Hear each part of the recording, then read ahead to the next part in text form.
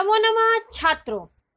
आज विद्यालय में मैं निधि श्रीवास्तव संस्कृत की इस कक्षा में कक्षा 10वीं के छात्रों का स्वागत करती हूँ।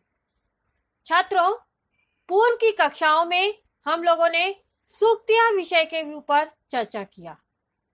सूक्ति अर्थात सुंदर वचन, ये शब्द दो शब्दों से मिलकर बना हुआ है, सु प्लस उक्ति। सु यानी सुंदर और उक्ति यानी कथन या कहना। तो अच्छी बातों को कहना एक श्लोकों के माध्यम से यहाँ पर इस अध्याय में बताया गया है, जिसको कि आप अपने जीवन में आसानी से उपयोग में ला सकते हैं और उसको प्रतिपादित कर सकते हैं। तो छात्रों, ये जो अध्याय है सूक्तियां, यह संस्कृत श्लोक मूल रूप से तमिल भाषा में रचित तिरुक्कुरल नामक ग्रंथ के लिए लिए गए हैं। तिरुक्कुरल साहित्य की जो है वो बहुत ही उत्कृष्ट रचना है और इसे तमिल भाषा का वेद भी कहा जाता है छात्रों। और इसके प्रणेता जो है, प्रणेता अर्थात रचयिता जो है तिरुवल्लुवर जी हैं। इनका काल प्रथम शताब्दी का माना गया है। इनमें मानव जाति के लिए जीवनोपयोगी सत्यता को प्रतिपादित किया है। छात्रों, और एक चीज है कि तिरु शब्द जो है वो श्रीवाचक है, यानी सम्मान का सूचक है। तिरुक्कुरल शब्द का अभिप्राय है श्रिया युक्त वाणी अर्थात सत्य से भरी हुई वाणी या वचन। इसे धर्म अर्थ काम तीनों भागों में बांटा गया है। यहाँ पर जो प्रस्तुत श्लोक है वो भी सरल भाषा युक्त तथा प्रेरणा प्रदान है, ऐसा इस अध्याय में बताया गया था। छात्रों, यहाँ पर जो श्लोक बताए गए थे उसमें पहले श्लोक में बोला गया था कि पिता पुत्र को विद्या रूपी महान धन देता है और यह पुत्र के लिए पिता का ऋण हो जाता है, क्योंकि पुत्र कभी भी पिता का ऋण नहीं चुका सकता है। और ये बताया गया श्लोकों के माध्यम से कि जैसी सरलता आपके मन में है वैसी अगर वचन में भी हो या वाणी में भी हो तो महापुरुष इसी को समानता कहते हैं। और संसार में विद्वान व्यक्ति ही वास्तविक आंखों वाले माने गए हैं और बाकी लोगों के चेहरे पर तो जो आंखें हैं वो क्या हैं, केवल नाम मात्र की आंखें हैं।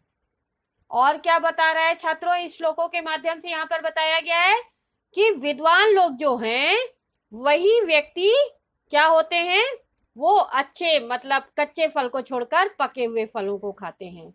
और जो कर्मनिष्ठ वाणी को बोलता है वह भी क्या होता है, वो मूर्ख व्यक्ति जो कठोर वाणी बोलता है। कर्मनिष्ठ वाणी को छोड़कर जो मूर्ख व्यक्ति कठोर वाणी को बोलता है तो वह मूर्ख पके हुए फल को छोड़कर कच्चे फलों को खाता है। और छात्रों, यहाँ पर बताया गया है कि जो मंत्री बोलने में चतुर हो और धीरज धारण करते हैं तथा सभा में निडर होकर मंत्रणा देने वाला होता है, वह शत्रुओं के द्वारा किसी भी प्रकार से अपमानित नहीं किया जाता है। ऐसी ही सब बातें यहाँ पर बताई गई हैं। यह भी बोला गया है कि सदाचार प्रथम धर्म है, इसका हमें प्राण देकर भी पालन करना चाहिए।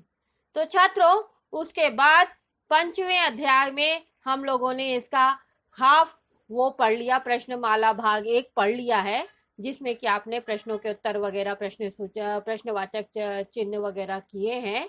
आज हम प्रश्न अभ्यास माला भाग 2 के प्रश्नोत्तर लेकर आपके सामने आए हैं। तो चलिए आइए देखते हैं छात्रों, क्लास 10 संस्कृत 9वां पाठा सूक्तिया का 6ठा भागा। अभ्यास माला भाग 2 प्रश्न नंबर 4, अधोलिखितानाम उदाहरण द्वयम पठित्वा अन्येषां प्रश्नानाम उत्तराणि लिखत। यानी नीचे लिखे हुए प्रश्नों के उत्तर के 2 उदाहरण दिए गए हैं, उनको पढ़कर आप दूसरे प्रश्नों के उत्तर लिखिए। प्रश्नाः उत्तराणि। तो देखो, पहला श्लोक है श्लोक नंबर 3, यानी आप लोग सब लोग अपनी बुक में श्लोक नंबर 3 को देखिए और उसके हिसाब से आपको आंसर देना है।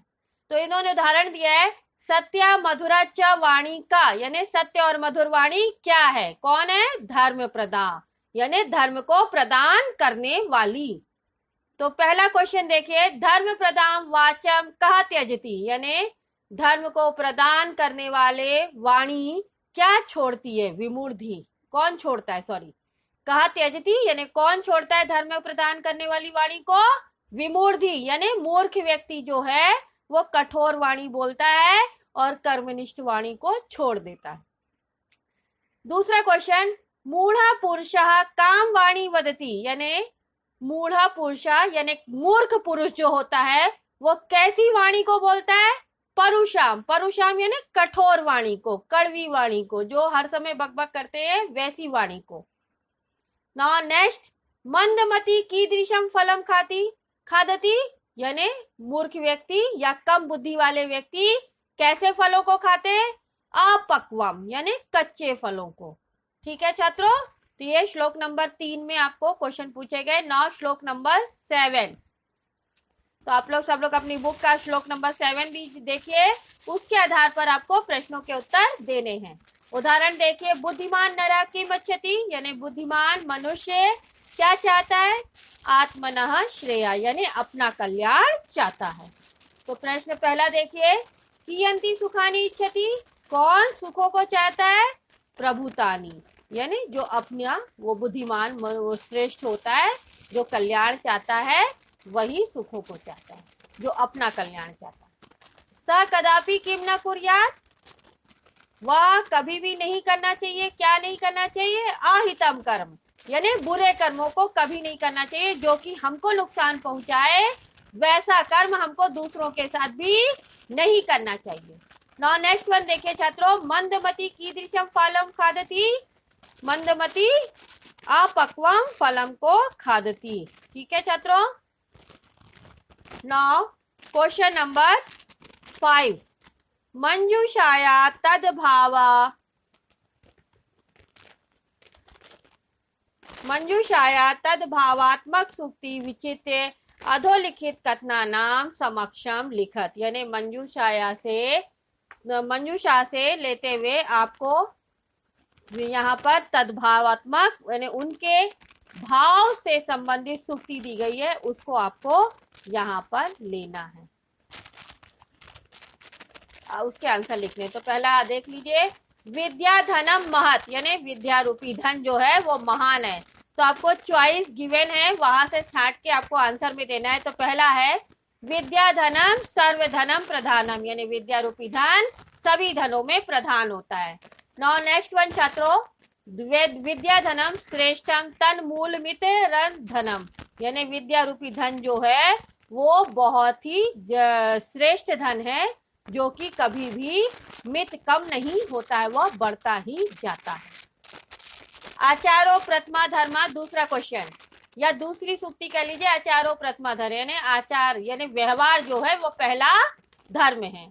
तो पहला इसका सूक्ति है, आचारेण तु संयुक्ता संपूर्ण फल भाग भवेत, यानी जैसा व्यवहार आप करोगे वो पूरा का पूरा आपको उसका फल प्राप्त होगा भाग्य के अनुसार।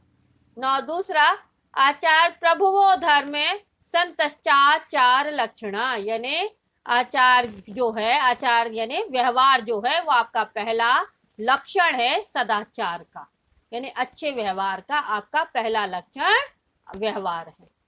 नौ थर्ड सूक्ति देखिए, चित्ते वाची च अकृता एव समत्वम, यानी जैसी वाणी आपके मन में है वैसी ही सरलता आपको वचन में भी होनी चाहिए, तो आप समान होंगे। तो इसका सूक्ति में आंसर है पहला, मनसी एकम वचसी एकम कर्मणि एकम महात्मनाम, यानी मन से एक, वचन से एक, कर्म से एक, तभी आप महात्मा कहलाओगे। नौ दूसरा, संवो मनांसी जानता, यानी पूरा जग आपको तभी जानेगा जब आप मन से एक होंगे, मन और वचन दोनों से एक होंगे। नाउ क्वेश्चन नंबर 6 का आ देखे छात्रों, अधोलिखिता नाम शब्दानाम पूर्तः उचितम विलोम शब्दम कोष्ठका चित्वा लिखत, यानी यहाँ पर आपको विलोम शब्द एंटोनिम्स वर्ड दिए गए हैं, उसको आपको ब्रैकेट से ही चुनकर लिखना है। तो पहला शब्द है पकवाह, ब्रैकेट में दिया है परिपक्व, अपक्व, क्वथिता। तो पक्वा का मीन्स होता है पका हुआ, तो उसका एंटोनिम्स क्या हुआ? अपक्वा यानी बिना पका हुआ। दूसरा है विमूढ़ी यानी मूर्ख, तो ब्रैकेट में आपको दिया है चॉइस सुधी, निधि, मंदी। तो यहाँ पर अच्छे के लिए विमूढ़ी यानी मूर्ख हुआ, तो सुधी यानी क्या हुआ? यहाँ पे आंसर हुआ सुधी। सुधी का मतलब है बुद्धिमान। नाउ नेक्स्ट है कातरह यानी डरपोक। ठीक है, तो यहाँ पर दिया अकरुणा, अकरुणा, अधीरा, अकातरा, तो यहाँ पर आंसर आया अकातरह। नेक्स्ट वन है कृतज्ञता। यहाँ पर आपको चॉइस में दिया गया है कृपणता, कृतज्ञता और कातरता, तो आंसर हुआ आपका कृतज्ञता का उल्टा क्या होता है? कृतज्ञता। ठीक है छात्रों। नाउ नेक्स्ट वन आलस्यम। आलस्यम यानी सभी आप जानते हैं आलस करना, तो उसका उल्टा क्या होगा? मेहनती या परिश्रमी। तो यहाँ ब्रैकेट में आपको दिया गया है उद्विग्नता, विलासिता, उद्योगा, तो उद्योगा, क्योंकि उद्योगा का मीन्स होता है परिश्रमी। नेक्स्ट वन है परुषा यानी कठोर, तो यहाँ कठोर का उल्टा क्या होगा? कोमल। तो यहाँ पर आंसर में आपको दिया है ब्रैकेट में पौरुषी, कोमला, कठोरा, तो क्या आया आंसर? कोमला। नाउ नेक्स्ट वन छात्रों, क्वेश्चन नंबर 6 का बड़ा अधोलिखितानां शब्दानां, अधोलिखितानां शब्दानां त्रया समानार्थकः शब्दा मंजूषाया चित्वा लिख्यन्ताम्। ये प्रश्न नंबर 6 का बड़ा है, जिसमें आपको 3 समानार्थक शब्द मंजूषा से चुनकर लिखने हैं। तो प्रभुतम, ठीक है, प्रभुतम का आपको 3 आपको मंजूषा से आया भूरी, विपुलम, बहु। प्रभुतम का मतलब होता है बहुत सारा, तो इसीलिए यहाँ पर दिया गया है भूरी, विपुलम और बहु। इन तीनों का मतलब यही होता है कि बहुत सारा या बड़ा। श्रेया यानी कल्याण, तो कल्याण का मीनिंग होता है शुभम, कल्याणम और शिवम। ये तीनों का मतलब कल्याण होना या कल्याण चाहना। नाउ नेक्स्ट है चित्तम। चित्तम यानी मन, तो आपको मंजूषा से मन से संबंधित सारे आंसर लिखने हैं। मनः, मानसम, चेतः। नेक्स्ट वन है सभा। सभा यानी परिषद, तो यहाँ पर आपका आंसर आया संसद, समिति, परिषद। ये तीनों का मतलब सभा होता है। सभा मीन्स मीटिंग। चक्षुष, चक्षुष यानी आंख, तो यहाँ पर आपका उसका सिनोनिम्स क्या हुआ? नैनम, लोचनम, नेत्रम। नेक्स्ट वन मुखम। मुखम यानी मुख, तो इसका यहाँ पर सिनोनिम्स वर्ड है वदनम, आननम, वक्त्रम। ठीक है छात्रों। Now next one question number 7 अधस्तात् समास विग्रह दीयन्ते तेषां समस्पदानि पाठधारेण दीयन्ताम्। यानी यहाँ पर नीचे लिखे समास विग्रह दिए गए, उनको आपको पाठ के आधार पर उसके समस्पद करने हैं। तो देखिए विग्रह, समस्पदम, समास नाम, समास के नाम भी दिए गए। तो पहला देखिए छात्रों तत्वार्थ से निर्णय, तो जोड़ दिया, समस्पदम हुआ तत्वार्थ, निर्णय, षष्ठी तत्पुरुष।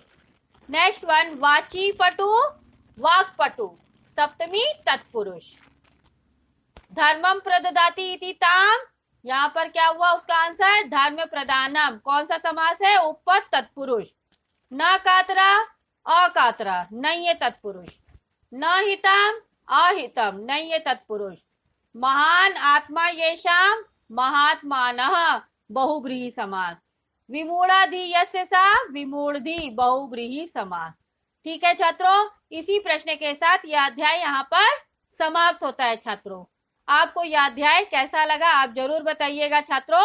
और आज के इस अध्याय में आपने अभ्यास वाला भाग 2 पढ़ा, जिसमें कि सूक्ति के ऊपर आधारित प्रश्न थे और सूक्ति के समान तद्भाव शब्द लिखने पड़े आपको, और विलोम शब्द और सिनोनिम्स वर्ड और समास विग्रह प्रश्नों के उत्तर आपने दिए। तो छात्रों यह अध्याय यहीं पर समाप्त होता है। आपको अगर इस अध्याय में कोई भी डाउट है तो आप आश विद्यालय के ऐप्स को लाइक करके क्वेरी में जाकर अपना डाउट पूछ सकते हैं। मैं आपका जवाब जल्द से जल्द दूंगी। तब तक के लिए धन्यवाद छात्रों। नमो नमः।